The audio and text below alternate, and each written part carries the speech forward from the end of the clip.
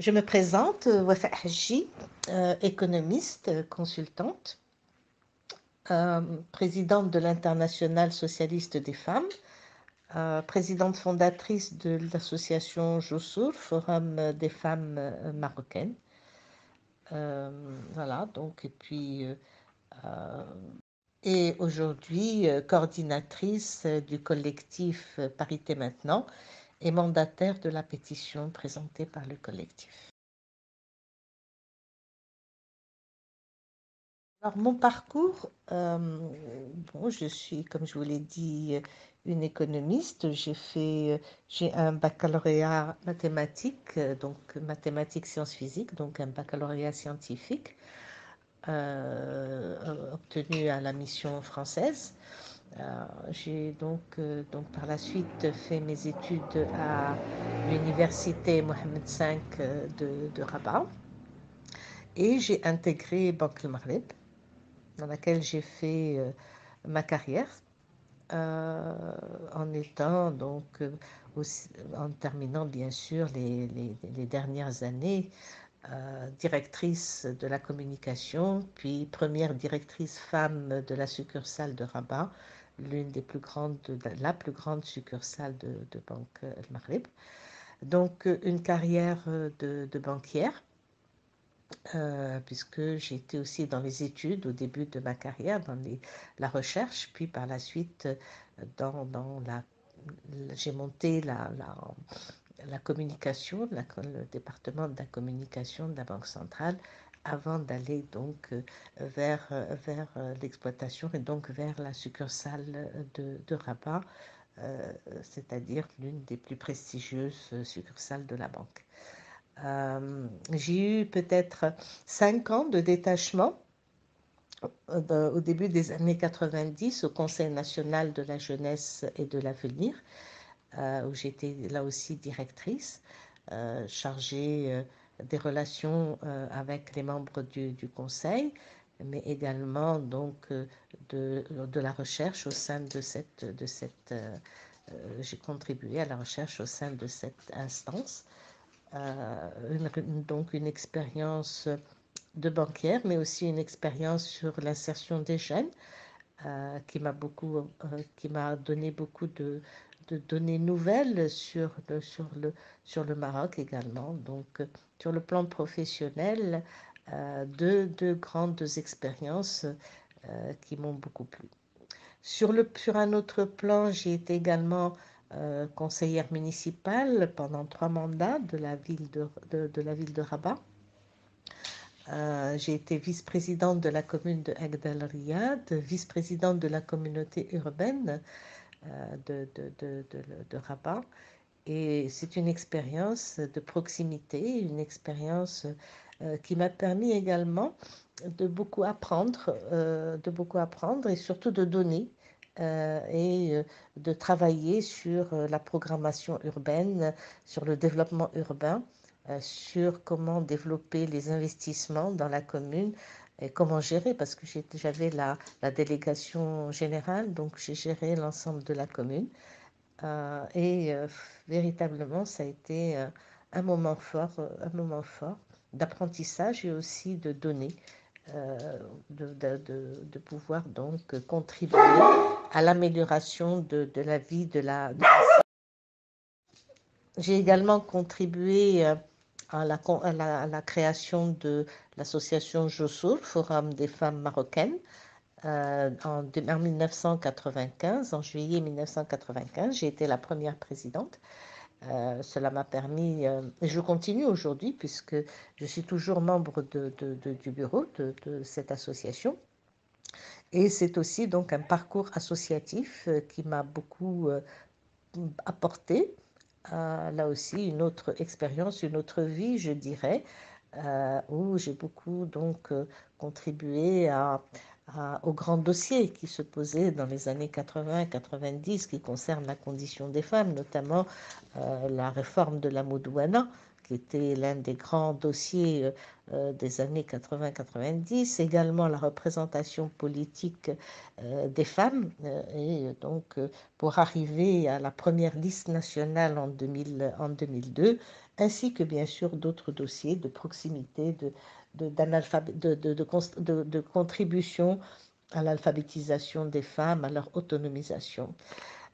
Aujourd'hui, dans le cadre associatif, j'ai pris en charge au sein de l'association le dossier finalement de la parité, qui est un très beau dossier et qui nous a permis d'arriver donc à créer un collectif de plus de 76 membres, de grandes personnalités, hommes et femmes, qui regroupe donc aussi bien des leaders de partis que des leaders de syndicats, des ONG de femmes, des ONG de droits humains et donc globalement aussi des artistes, des gens de communication, des journalistes et qui aujourd'hui nous a permis donc de faire accepter une pétition, la pétition parité maintenant par la Chambre des représentants. Je suis également, j'ai aussi une carrière politique, qui m'a menée à être présidente de l'Internationale socialiste des femmes, une carrière au sein de l'Union socialiste des forces populaires, avec des responsabilités diverses au sein de la Shabibati Hadia, au sein des femmes de l'USFP, et également au sein du parti en lui-même, membre de la commission administrative, aujourd'hui membre du Conseil national, membre du bureau politique à un certain moment pour le 9e congrès. Et donc là aussi, beaucoup de travail à l'international pour la représentation et la défense notamment de l'intégrité territoriale du pays. Et donc avec la nomination en tant que présidente de l'Internationale socialiste des femmes et aussi vice-présidente de l'Internationale socialiste, ce qui aujourd'hui me permet de pouvoir impacter les politiques internationales et les positions internationales sur la question des femmes, mais aussi sur les questions autres telles que le climat, telles que finalement le modèle de développement économique, et aussi, donc, comme je vous l'ai dit, qui me permet d'être très présente sur la scène de défense des intérêts du Maroc et de son intégrité territoriale. Alors, en tant que présidente de l'Internationale socialiste, j'ai été élue en 2012 et j'ai travaillé tout d'abord à redonner du sens et du contenu à l'international en termes de positionnement de l'international sur le plan justement donc des grandes instances comme les Nations Unies, et donc de donner un contenu à nos revendications, notamment sur la question des droits politiques, sur la question des droits à l'éducation,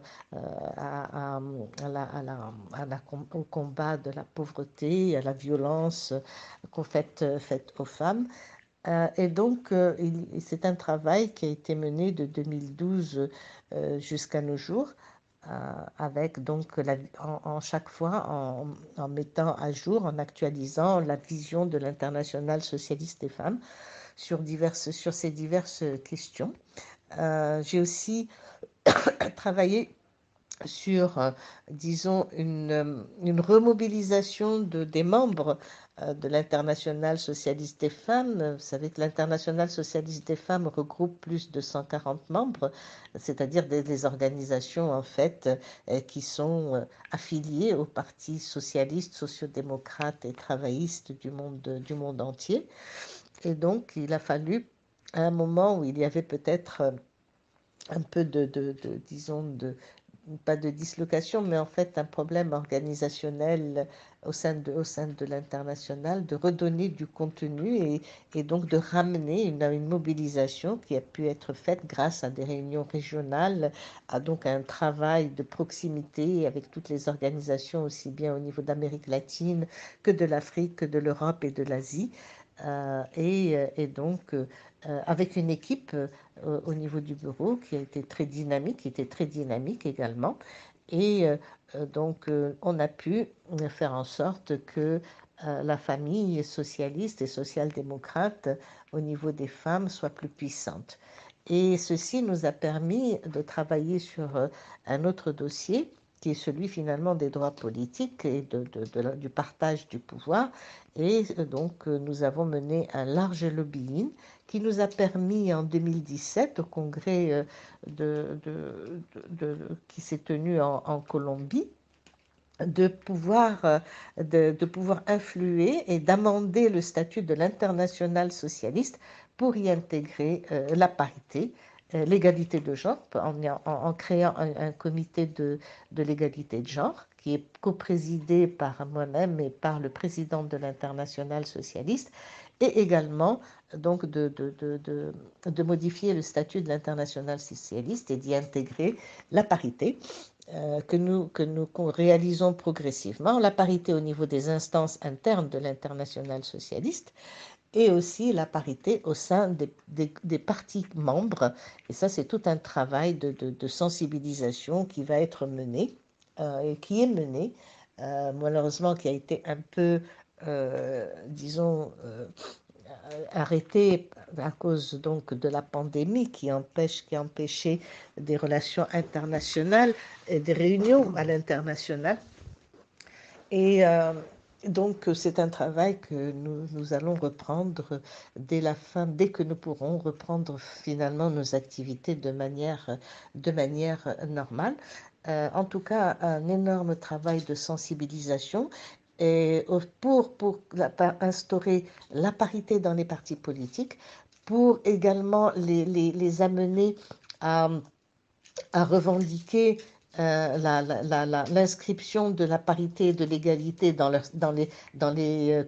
les constitutions des pays membres, donc de défendre cette revendication, et aussi pour travailler à éradiquer la violence politique dont souffrent beaucoup les femmes au sein de leur parti.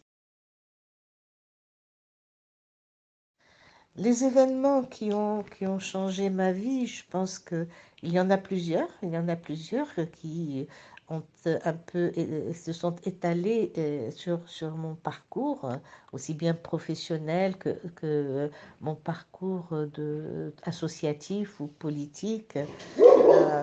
Je pense que tout d'abord, peut-être les événements qui ont changé ma vie, c'est la rencontre avec plusieurs grands leaders au niveau national, comme Abdelrahim Bouhabid, feu Abdelrahim Bouhabid, et feu Abdelrahman Youssofi. Ça a été des moments forts euh, qui m'ont permis finalement d'acquérir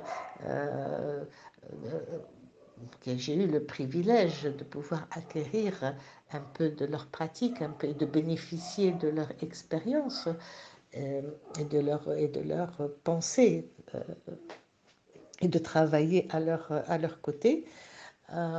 Bon, d'abord donc la rencontre et puis des rencontres aussi de grands leaders au niveau mondial et au niveau international au sein de l'international socialiste en tant que vice-présidente de l'international socialiste qui siège donc au présidium de l'organisation, de rencontrer beaucoup de leaders aussi bien européens que au niveau donc de l'Amérique latine, de l'Afrique, qui m'ont marqué par leurs expériences, par les échanges que j'ai pu avoir avec nombre d'entre eux.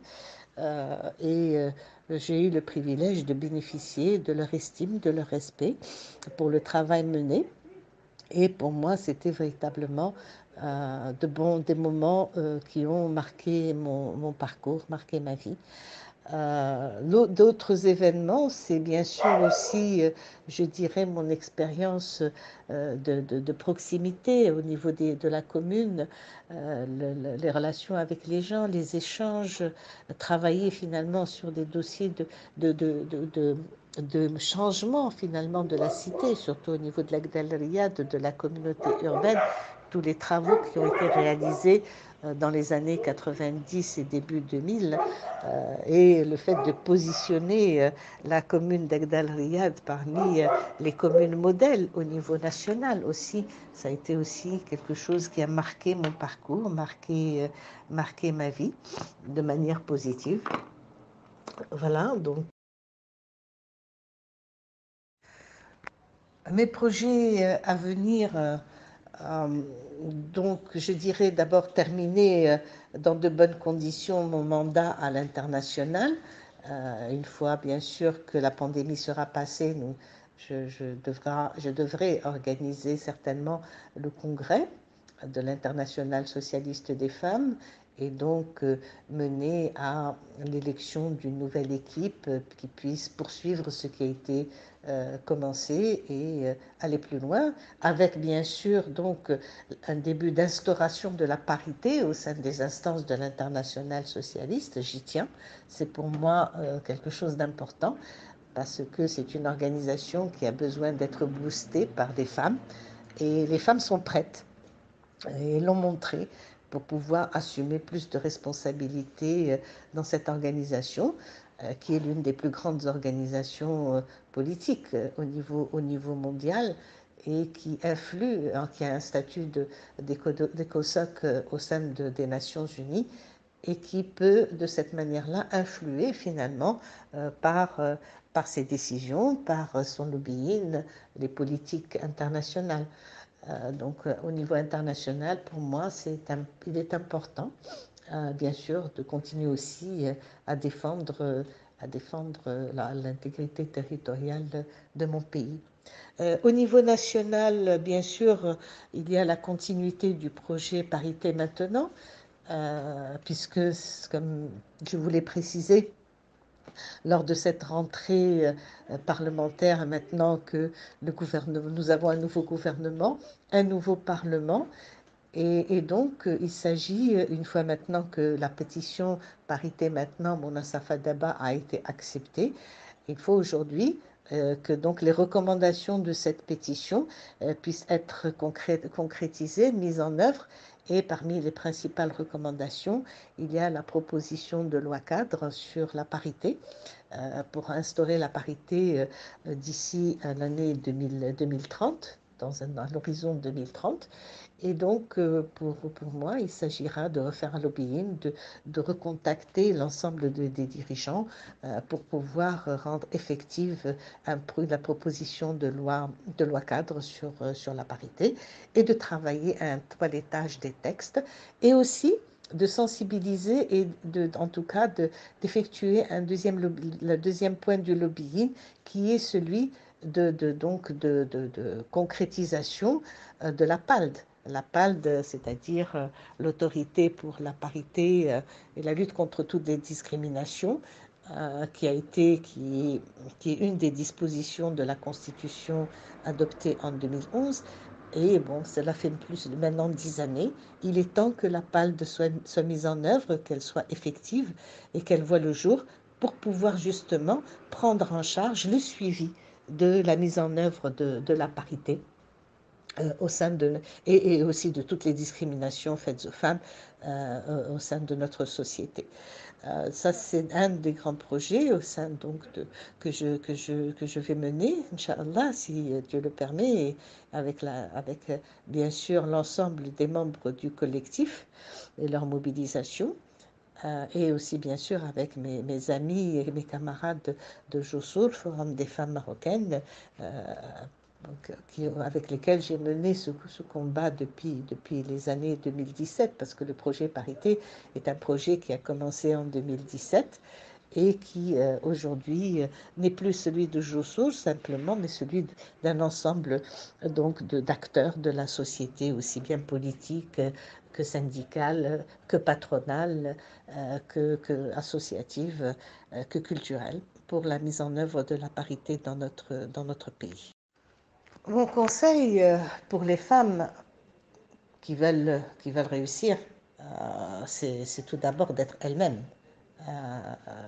et surtout d'avoir foi en leur capacité, en leur potentiel. Il faut d'abord avoir foi en soi-même pour pouvoir réussir ces projets, quels qu'ils soient. La deuxième des choses, c'est la résilience. Nous sommes dans une société qui progressivement, bien sûr, accepte la présence des femmes dans des postes de responsabilité, qui accepte une plus grande présence des femmes dans tous les domaines de la société. Mais bien sûr, il y a des résistances. Et donc, face à cette résistance, il faut avoir beaucoup de résilience, ne pas abandonner au premier échec, au contraire, se relever plus forte et continuer sur le chemin, ne jamais abandonner ses ambitions et aussi comment dire, se donner les moyens d'arriver, se donner les moyens intellectuels, se donner les moyens qui leur permettent de renforcer leur immunité face à toutes les critiques qu'elles peuvent avoir et les moyens finalement d'arriver à leur projet, à réaliser leur projet. Et surtout de s'appuyer sur les gens qui dégagent une énergie positive, de s'appuyer sur les gens qui croient en elles, qui peuvent les soutenir et d'oublier ceux avec une énergie négative. Voilà.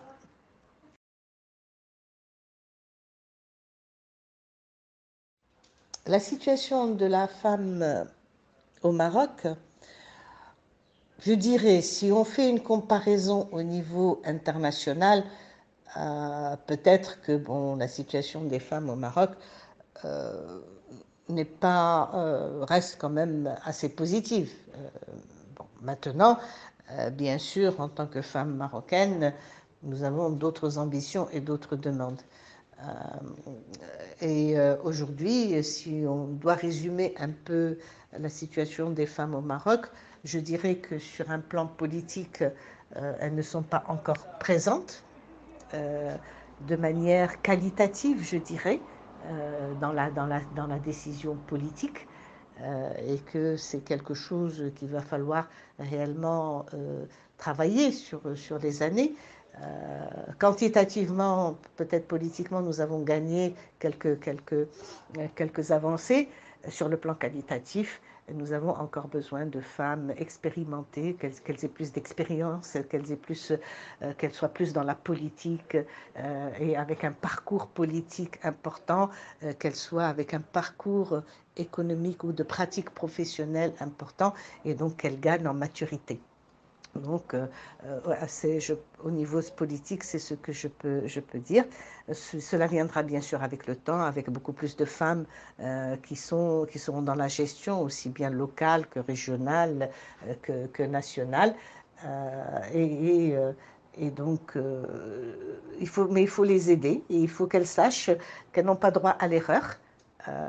Et là, je m'adresse peut-être à nos dirigeantes actuelles, à celles qui sont dans le gouvernement, qui sont dans les mairies, qui sont présidentes de communes ou de régions. Nous n'avons pas droit à l'erreur, c'est-à-dire que les hommes généralement peuvent commettre des erreurs, mais ils ne sont pas dans la ligne de mire. Aujourd'hui, ces femmes responsables sont dans la ligne de mire. Elles doivent réussir, et elles doivent réussir dans de bonnes conditions, et surtout faire en sorte que disons, les mauvais réflexes, les mauvaises pratiques qui sont aujourd'hui pratiques masculines dans la politique de manière générale ne deviennent pas aussi des pratiques féminines. Sur le plan économique et social, je dirais que nous avons beaucoup à faire. Nous avons beaucoup à faire déjà sur le plan économique parce que le taux d'activité des femmes a beaucoup baissé. Il connaît une chute ces dernières années. Cela doit inquiéter beaucoup. Ça nous inquiète. Ça veut dire que les femmes soit sont, disons, mises marginalisées du marché de l'emploi, soit qu'elles n'y trouvent pas leur propre satisfaction et préfèrent aller vers d'autres choses, vers l'informel très certainement. Et donc, il y a un effort à faire pour une intégration, une inclusion économique des femmes. qui soit véritablement une inclusion qui permette finalement de bénéficier d'un potentiel énorme qui est celui de plus de la moitié de la population. Sur le plan social, nous avons également beaucoup à faire. D'abord sur un plan finalement peut-être juridique sur la révision finalement, parce que là nous avons adopté un code de la famille en 2004, nous sommes en 2021. C'est un code de la famille qui connaît des dysfonctionnements clairs. Et donc nous avons besoin de revisiter et d'évaluer ce qui a marché dans le code de la famille, ce qui ne marche pas, parce que nous devons arriver à plus d'égalité au sein de la famille, parce que le code de la famille, certes, a permis des avancées en 2004. Aujourd'hui, il arrive finalement à bout et nous avons besoin de le revisiter pour plus d'égalité au sein donc, de la cellule familiale. Et nous avons aussi besoin de revisiter tout ce qui, autour, permet finalement à la femme d'être plus libre sur le plan de sociétal, c'est-à-dire tout ce qui permet donc, disons, une préservation des libertés individuelles, aussi bien des femmes que des hommes, mais les femmes sont plus touchées généralement dans ce domaine et plus affectées dans le domaine des libertés individuelles, des libertés de circulation, comme on l'a vu, de pouvoir se présenter à un hôtel normalement, de manière générale, une liberté qui leur permet de s'habiller comme elles le souhaitent et d'avoir finalement la possibilité d'être elles-mêmes dans notre société. Bon. Et bien sûr, il y a tout ce qui concerne des aspects du code pénal qui pénalisent les femmes aussi beaucoup. Nous l'avons vu, les relations hors mariage, il va falloir qu'un jour en discuter. Il y a aussi donc beaucoup d'aspects. La question de l'avortement qui ne permet pas forcément parfois à la femme de décider si elle peut garder un enfant sans porter atteinte à sa santé, sans porter atteinte à sa santé aussi bien physique que mentale. Donc il y a beaucoup d'aspects qui restent encore à défricher dans nos sociétés et qui freinent une évolution positive de la société. Les autres aspects concernent bien sûr tout ce qui peut amener la femme à plus d'inclusion économique. C'est toutes ces mesures d'accompagnement, cette atmosphère et cet environnement que l'on doit créer pour alléger le travail domestique que produit la femme au sein du foyer. Et par des crèches, par des mesures sociales et aussi par une protection sociale plus importante, parce que nous savons qu'il y a beaucoup de femmes aujourd'hui qui ne bénéficient pas de la protection sociale et qui ne bénéficient ni de retraite ni donc de revenus pour leur âge avancé. Et donc tout cela est une question qu'il faut aborder parce que on se rend compte que la pauvreté au Maroc se féminise et c'est quelque chose qui nous inquiète. Voilà, bien sûr, il y a d'autres aspects qui concernent finalement les mentalités.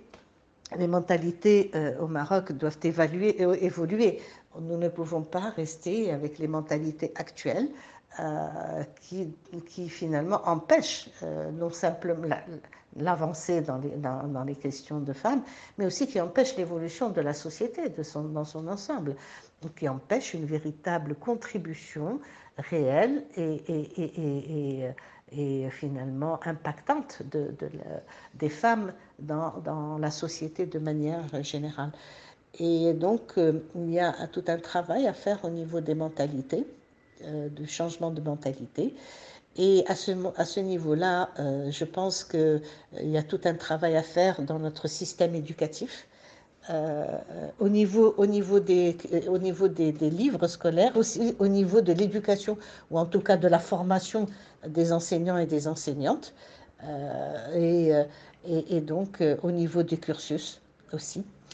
Et nous avons aussi peut-être un travail à faire au niveau de nos médias.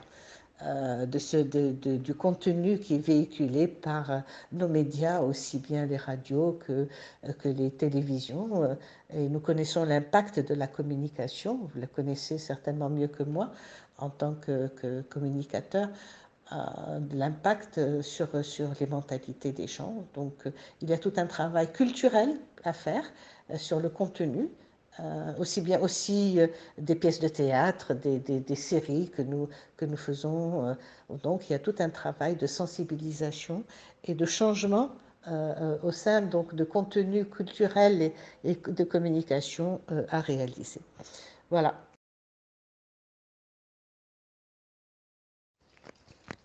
Mon dernier mot, bon, d'abord en ce qui concerne le site, je pense que la marocaine.ma a atteint aujourd'hui un rythme de croisière qui la rend, disons, plus percutante. J'aime beaucoup le style de présentation des portraits et aussi donc de l'information. Et je crois que c'est un média qui évolue de manière très positive. En ce qui concerne mon dernier mot, je dirais tout simplement peut-être que je souhaite beaucoup de courage à la marocaine.ma et à son éditeur, M. Aziz Hacha.